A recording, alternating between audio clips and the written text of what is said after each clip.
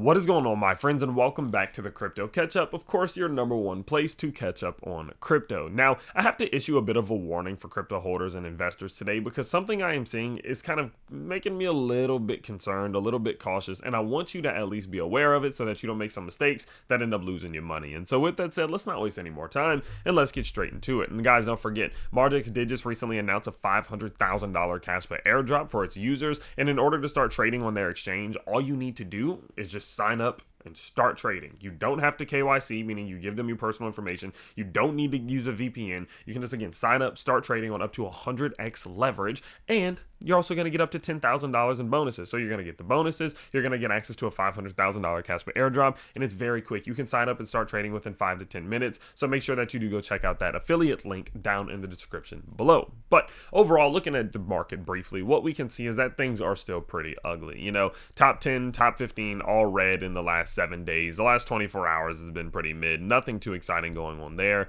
If we break out of the top 10, top 15, we are seeing some decent stuff happening, right? SUI, JASMY, not algo, sats, they're doing okay, 5 to 8% gains there, but realistically nothing crazy. In the last week, we are still rather down for the majority of the market. Some big ones, Beam, IMX, and Atom putting in from anywhere from 15 to 20% gains. So overall, this market's just still rather boring and in a gradual decline. Now, at the same time that we are seeing this boring market playing out, we are still seeing this market sat within the world of fear. We did pop up to about a 29 fear reading before. Now we're back towards 22, nearly getting towards extreme fear, which I'm not going to go into my daily rant about. I don't understand this, but the fact that we're almost in extreme fear right now is so wild to me. I just don't understand. And so because of that, of course, this market is still rather fearful. Now, as a result of all of this fear, we are starting to notice that a lot of our 24-hour and weekly RSIs are now hitting this weak zone. You can see things like ETH, DOT, ADA, Wild, TIA, EOS, BOEM, STRK, Atom, ARB, all of these pulling towards the weak zone. And then on the 24 hours, we can see that, of course, this thing is also pulling towards the weak zone. Bitcoin, Solana, ADA, ETH, DOT, TON, all of these ones sitting within this little weak zone, which again is historically a decent time to buy. A good and great time to buy is in the oversold territory. A decent time to buy is within the weak territory. So, of course, this market is fearful. It's rather boring. Not a ton of excitement is happening. Not much is going on. But there is something that's happening that you need to be aware of, because this liquidates people and causes people to lose money all the time, and you need to be aware of it. Now, the way in which we can identify what it is that I'm talking about is looking at the visual screener. Okay, the visual screener gives us a bit of a clue. Now, if we go to the visual screener and if we look at the 24 hours, you're going to see something. No one knows what the frick is going on. You have people closing shorts, people opening longs, people entering shorts, people closing longs. And it's almost 100% equally divided across all 4 of those different quadrants. Now, what does this mean? What this means right now is that people genuinely have no idea what is happening at this exact moment within the world of crypto. They just don't know. People don't know if we're going up. They don't know if we're going down. And typically, that's not a bad thing. Typically, that's something that you wouldn't even particularly worry about. Like, people just don't know. There's nothing wrong with that. That's called uncertainty. It is what it is. It enters the market all the time. But there's an issue. There's an issue with the fact that people don't know what's going on. And the issue lies in what we can see here from liquidation maps. If you remember what the liquidation map for the daily chart looked like yesterday, it was way more liquidations that would happen if this market moved upward than if the market continued downward. We were looking at something like this, okay? Like this on the daily charts. Now, we're seeing it even. And Tyler, what does that mean? What's the big deal? Well, what it means is that as this market made this little bitty move back towards the upside, this little bitty move right here, people started going really, really long on this thing, betting like crazy that it's going to continue upwards, leaving them susceptible to liquidations if it just barely goes back down. Well, what does that mean? It means that even in a moment like this, in which people have no idea what this market's going to do, people are reacting to the smallest, tiniest moves, and of course using those reactions to go heavy on leverage to recover and recoup some of the losses they've taken recently, opening them up to be susceptible to getting liquidated in a very, very small move to the down or the upside. What this means is that people are overreacting, they're being emotional, and they're over leveraging on every single move, just hoping that they're right, and that is never a good sign.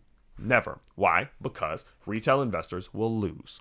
You guys know this market will aim for your liquidations. If a ton of liquidations build up $3,000 below the price we're at, you can bet your butt we're probably going to go back down $3,000. If there's a lot of liquidations, 2,000s above us, we're probably going to go up 2,000 and drop 5,000 and liquidate both of the people on that perspective. And what this does is it introduces this market to volatility. It introduces this market to liquidation wicks, which literally just beat everybody. Everyone in retail loses in moments like this. And you need to be careful, because when people are getting overconfident or just overreactionary to what this market's doing, especially in a time of extreme fear, they're going to get liquidated. It is going to happen. Watch the liquidations over the next week. People are going to start getting wrecked, and I don't want you to be one of them. Now, the easiest way to avoid this is just calm down on the leverage right now. In a moment like this, there's no need to be at 100x. There's no need to be at 50x, because the likelihood of double-sided liquidations, which means that you get liquidated up and down, like bam, bam, and it hits both people, is extremely high. And if you are playing this game, you're losing for no reason, because at the end of the day, the likelihood is here we will see this market recover at some point. The likelihood is here we do see Bitcoin's price make this move to the upside. The likelihood is here that we eventually break out of this descending channel in which we've been in. We do eventually break out of this. So if there is a strong likelihood that we do eventually hit $75,000 or $77,000 or whatever it may be, why would you be risking losing money in these tiny ass little trades? It does not make sense. So personally speaking, what I'm doing is I'm just dollar cost averaging. I'm doing some small trades, right? I'm doing some small trades. I do have plans actually to open up a tiny little short trade, 5x, 6x leverage, something like that, just for the shits and giggles, just because I kind of want to, because I see how big these liquidations are down here. I'm like, watch us end up coming back to 54. So I might end up doing that over on Margex, but it's going to be tiny, like not even half of 1% of my portfolio, right? Because in the grand scheme of things, the purchases that I'm doing right now, I'm confident, even if they go negative for a little bit, even if we do see something like that, eventually they will be positive, and I'll be very happy I bought right here, even though it did go negative for a little while. So overall, just be cautious. Now is not the time for high leverage. Relax, sit back, let it play out. Let us get, some momentum. Let us get some clarity on what direction this should be going in, and then start acting a little bit more confident with your leverage and with your trades. And so that's where I'm at. That's what I'm thinking. But I just needed to warn you about that, because shit's going to hit the fan pretty soon here if this keeps up, and I don't want you to get caught in the middle of it. And so, of course, if you guys do enjoy this content, please remember this channel is only 1 month old. We just hit 1,000 subscribers.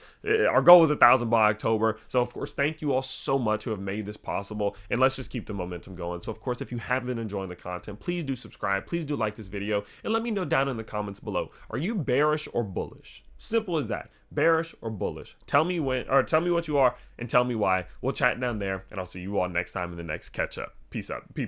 Peace up. Peace out, everybody.